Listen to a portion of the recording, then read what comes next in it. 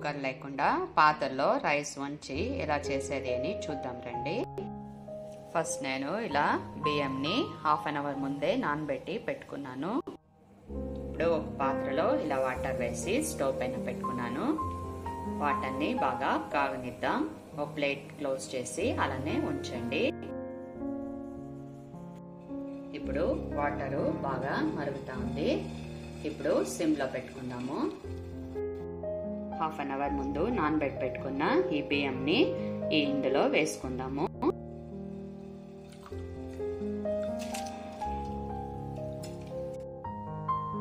Full ఒకసారి neat గా కలబెట్టుకోండి.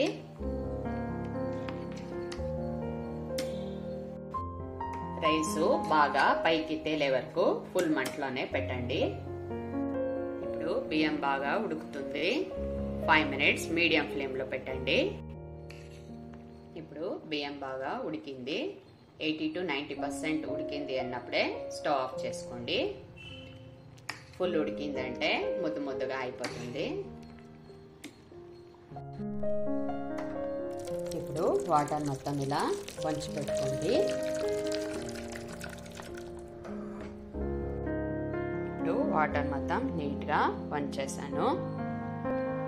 ఇలా అయ్యాక 5 minutes క్యాప్ క్లోజ్ చేసి అలానే సెట్ అవనిద్దాం. ఇప్పుడు రైస్ సెట్ అయింది.